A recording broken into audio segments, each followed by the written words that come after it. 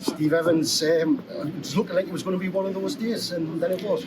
Yeah, listen, I thought they come to stifle us and everything we did, and we didn't then come above that, and it didn't help ourselves. And I think certainly for the first 45, probably 55, 60 minutes, it became a bit of a central midfield battle. Arguably, they had the better chances than us. We then get involved too much thinking about winning the battle rather than playing. And I think when we made the changes, you've seen the difference in the tempo of the team. You've seen the difference in the players that we introduced to get on the ball and pass it and move it. And I think the last 20 minutes were very fortuitous that Rosie does that and gets us a goal from a young man that we absolutely love.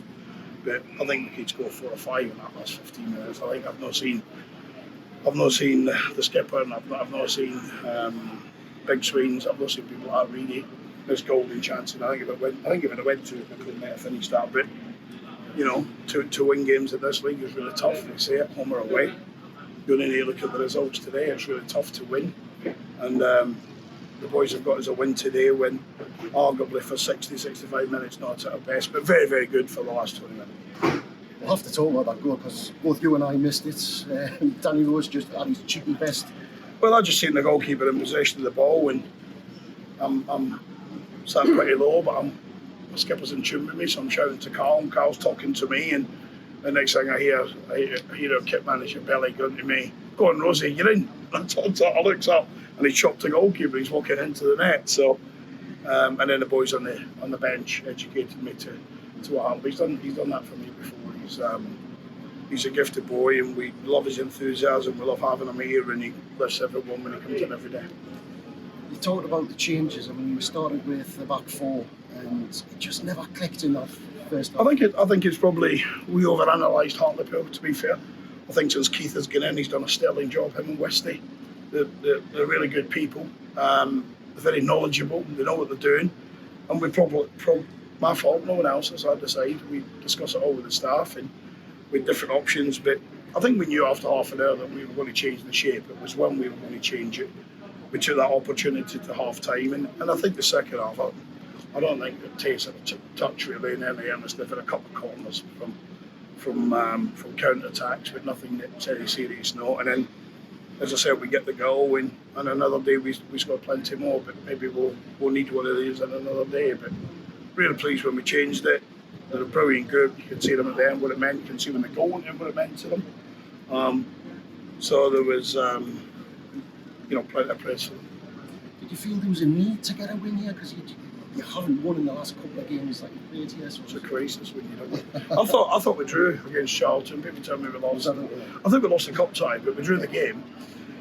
And it's quite interesting. I spoke to the Charlton people afterwards, and again on Thursday, and they said the same thing. I spoke to one or two Charlton lads after Tuesday, who I personally know, and they were very complimentary. They said this is probably up there with the top 2 or 3 sides they've played in League One, but we didn't reach those heights today. And that's what we just reminded the boys at time up, that 3 points is why we arrived here today and why the supporters came and backed us. But if you take all that away completely, then we've delivered the objective without being at our best until 20 minutes to go. I think 20 minutes to go, if we'd have got the second, it would have been whatever you wanted to be. Was a substitution in the first half as well? Jake Taylor? Yeah, he just felt his groin tighten up. I thought he was outstanding against Charlton, wasn't he? We decided to stick with him. He wasn't really affecting the game because there was no room for him to make his runs and create that tempo, and it was very stifled.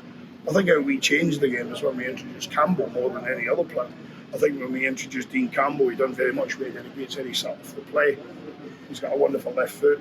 If we're being honest, probably when I left the training ground with the staff yesterday, he was playing, and we changed our mind. And I just said to him, he deserves enormous credit for his performance when he played. Is there a winner like that about a broader mentality as well as having some front in the moment?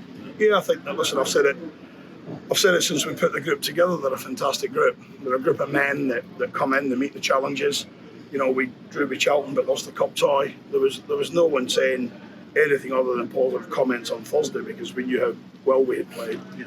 We knew we went at our best in spells up at Gateshead, but good in other spells, so we went through. But if our critique to the squad is that we lose a penalty shootout to Charlton, every other game we've competed in, we're second in the table.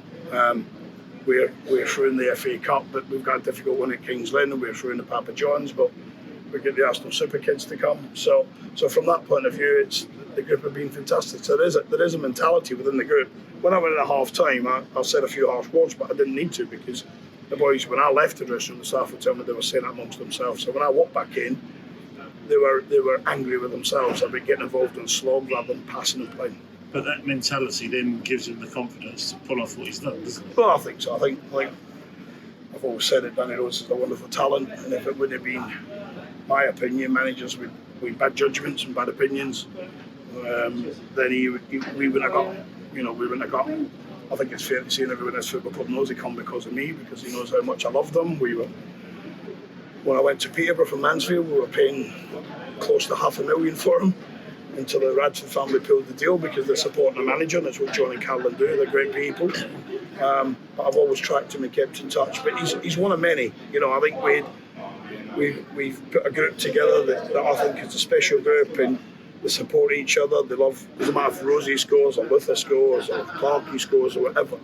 And we have to make some big decisions in this group. I thought Max Clark had a wonderful spell right after half time, a really good spell.